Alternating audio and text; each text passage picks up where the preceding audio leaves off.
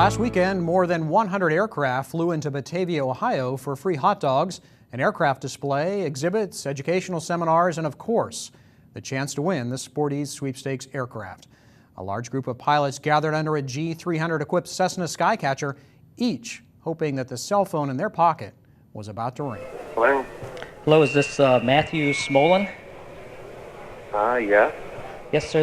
My name is Michael Wolf, and I'm here at Sporties at our annual fly-in, and with about 3 or 4, maybe 500 people out here. And we're making the announcement that you're familiar with the Sporties Skycatcher Sweepstakes?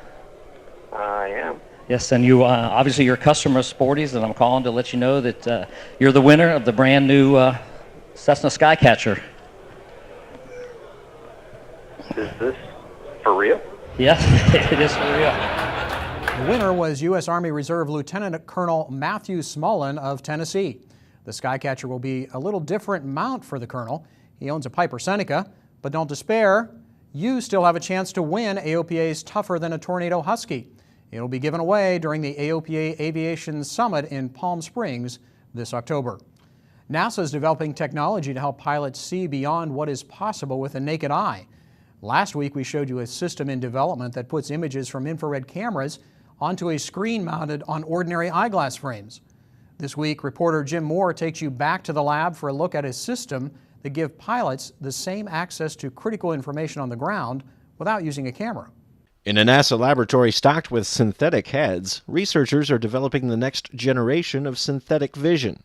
We're looking at next-gen concepts. Engineer Trey Arthur is part of the research team at the Langley Research Center in Hampton, Virginia, developing enhanced vision systems that use infrared cameras to enable a pilot to see through clouds. At the same time, a parallel project has produced a prototype of another system that would cut through the confusion of navigating a complex airport in any weather. What we've implemented in here is a virtual reality concept, in that it would be an onboard three-dimensional airport database. And we would know your position, where your position is, what your attitude is. It's fairly simple on the ground. And we're able to draw that in places that perhaps you can't see on the airport surface. So for instance, if it's a foggy day and you can't see, if it's 300 RVR, you can't see beyond 300 feet. The idea is to show those portions that you can't see in a virtual reality concept to give you situation awareness, such as towers and buildings. The monochrome screen on the left is displaying a duplicate of the image Arthur sees through his eye-mounted display. The green line marks a path to follow along a taxiway. Based on pilot input, the prototype includes a feature that turns off the eyeglass display when the pilot's head tilts down to look at something inside the cockpit. We would do these taxi runs with pilots, and then at the end of the day, after they did several runs, we would get their opinion on what they thought was critical for the task. Did they like the virtual environment? What kind of information did they want on the display, such as did they want ground speed, heading? They indicated that they also liked knowing what taxiway they were on and what taxiway they were expected to go to next. Keeping up with a moving head is actually one of the biggest technical challenges. Latency or lag in the scene is very important. What this rig is for is we would take actual head-worn displays, we would place them on this, and it has a camera replaced for an eye, and the head will move back and forth at a known rate, and we can compare that with what the pilot is seeing to a real-world scene, and we can take the difference and determine what the complete system lag is. If you start looking at that over a long period of time, and if it's bad enough in the air, you get what's called PIO, pilot-induced oscillation. And on the ground, you can get motion sick. Right now, we're seeing it on the order of 20 or 30 milliseconds. We would like to be on the order of single digits. Once that is achieved, the system will be tested in a full-motion simulator and then in actual aircraft. Testing that could begin this year. In just a few years' time, navigating a complex airport like Chicago O'Hare, simulated here, would require no signage. Progressive taxi instructions would also be unnecessary. The controller would actually digitally download your route to you, and then your display would show you the route. Now it's showing me the terminal environment, and it's showing me the two traffic that are right there, and out the window you can see there's two One of those, it looks like two 737s. In Hampton, Virginia, I'm Jim Moore, AOPA Live. Well, earlier you heard from former NASA astronauts Jim Lovell and Gene Cernan and their opinions on the current space program. But as I mentioned, both are dedicated GA pilots and love to talk about it. Here's the full interview I was privileged to do with them earlier this week in New York during the Lindbergh Foundation's 35th anniversary celebration. You guys, speaking of general aviation flying, you guys have both been general aviation pilots for a long time, both flying Cessna 421s over the years. And so tell me about your flying in the 421. Well, it keeps me alive. It conditions my brain. You know, you got to keep everything in shape. And I tell you what, I used to get, and I still do, you know, you get upside down, do a roll over top of the clouds, but I get as much satisfaction about doing a good approach in bad weather. I mean, I just, whatever it is, it's a passion. I do a lot of stuff with young corporate pilots, with Bombardier, safety stand down, that kind of thing. And a couple things I try and remind them of: if it's not a passion, get out, or you're going to hurt somebody. And the other thing, in this day and age of technology, don't use technology as a crutch, use it as an aid. And I'm finding out that in general aviation, corporate aviation, probably in general aviation, you got more equipment on I got more equipment on my 421 than I had to go to the moon. is we tend to rely too much on technology and not enough on ourselves. So stick and rudder skills are important. Stick and rudder, you know, there's only one way to fly an airplane, and that's the right way. So Jim, what about your 421? Well, as a matter of fact, Gene was the one that got the 421 for me, because he found it in a down there where he gets his plane overhauled or annual, and this airplane was just getting brand new reman engines on it, so he talked me into buying it. No, what he did, I said, if you don't buy it, I'll buy it. Yeah, I had this was a 76, just of the C series. I know it was really good. I had it for up until just a month or so ago, and really liked it. But I started out, when I left the Navy, I started out with a Cessna 310. I really wanted to buy just a little single engine, something that I could afford, and my wife said, there's no way, no matter how good you think you are, that I'm going to get an airplane with only one engine to it. And so I had a 310, then I had the Baron for 19 years, and the Baron was super. I really enjoyed that. But my wife couldn't get into it anymore because she had a knee replacement. So she said, sell the airplane, your flying days are over. I said, so I sold the airplane, and then I bought the 421. Then she can get in that airplane. Good deal. So what about the space program? Of course, the shuttle program is now wound down. What do you think of the administration's policy toward manned spaceflight? Well, you've asked a loaded question. We have been stating our policy, Neil and Jim and I, through op-eds and testimony in front of Congress for the last 2 years. It's a mission to nowhere. We have abdicated our leadership in space. There is no policy, there's no destination, there's no timetable. We can talk about putting people in a room and creating technology, but without a goal, what do? And, you know, there's a lot of emphasis on commercial space, and that's good. There's a flight tomorrow, I hope it's successful.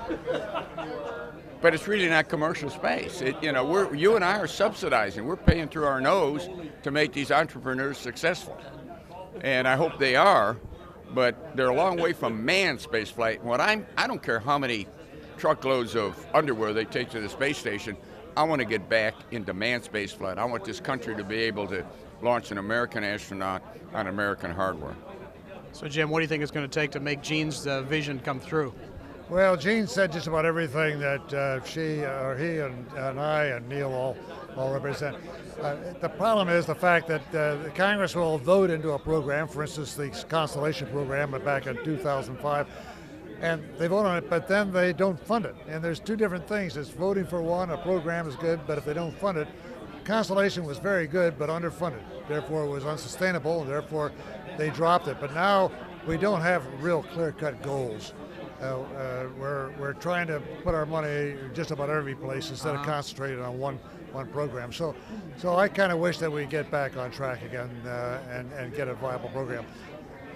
The space program is one of the things that this country really all looks towards. The average person, and it represents the country and its leadership and its technology. And when we lose it and we become a second or third-rate space country, then someone else takes over. China, even India, of course Russia, and we have no access to our own space station, in which 70% of your tax money went to build it.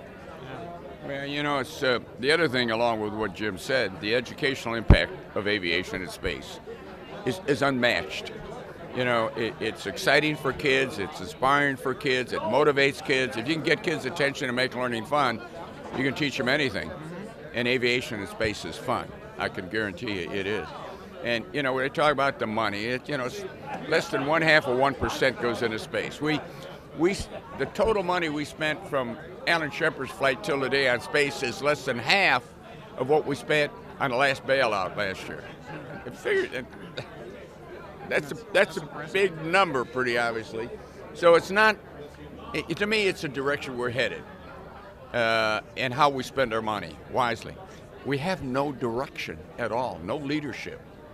And you can imagine we're not really too popular in certain places in Washington. Crowd in the space program, no. But we do say what we think and believe. We're old fogies, we're has-beens, we're mentally disabled. We've been called a lot of things, but this is what we feel very strongly about. And it's the country it's the country. It's not space, it's the country. What a pair. They, along with Neil Armstrong, are certainly passionate about manned space and also about their general aviation flying. It was quite an evening. Right now, an epic flight is underway. AOPA Pilot Senior Editor Dave Hirschman and AOPA Live's Paul Harrop are on an amphibious air cam. That's an open-air tandem twin ferrying it across the country. So what, you might ask? Well, they're looking for some stories on what you might call the scenic route. Paul has a look at what you can expect. Welcome to sunny Florida. Welcome to the backseat of a bright red air cam. Right now we're about 15 feet above the Suwannee River, making our way towards the Cross City Airport for some fuel. Dave Hirschman and I are riding along in this air cam as we ferry it from Sebring, Florida, all the way up into Minnesota. We're going to be bringing you stories from this grand adventure as our trip goes on. So look for those right here on AOPA Live and also on AOPA.org and AOPA Pilot Magazine. We're going to bring you stories from what we're calling the River Run. We're taking the Suwannee River right now, but the Mississippi River is in our sights. We're going to go low and slow and bring you all the exciting things that can only be seen this way from an airplane like this. Over the Suwannee River in northern Florida, I'm Paul Harrop, AOPA Live. Looks like the guys are getting some great shots from the air cam, and that's no accident. The airplane was designed to be an aerial photo platform. It was originally built for National Geographic. Their photographers needed a reliable airplane to shoot over remote parts of the Congolese jungle in Africa. Phil Lockwood had been flying film crews in a single-engine version, but the twin was designed for the greater reliability needed for extremely remote shoots. The first time he flew it, Phil knew he had a winner. I knew it was what I wanted. I wanted one for myself. And so I didn't really know that we would build so many of them, but I knew it was something that I was interested in, and I kind of wanted one. I wanted to have one of these. So built the first one for them, came back, and then took the second prototype to Sun 'n Fun in Oshkosh. Had a lot of interest. We thought, we need to kit this as a kit plane. That was 1993. Since then, nearly 200 airplanes have been built. They are licensed as amateur-built experimentals. Look for more about this unique airplane and more of our epic flight to the River Run coming up in the following weeks on AOPA Live. And also next week, I'm Melissa Miller, riding along with Sean D. Tucker. We'll take you along for the ride. that and all the news from General Aviation. I'm Tom Haynes. We'll see you again next week on AOPA Live.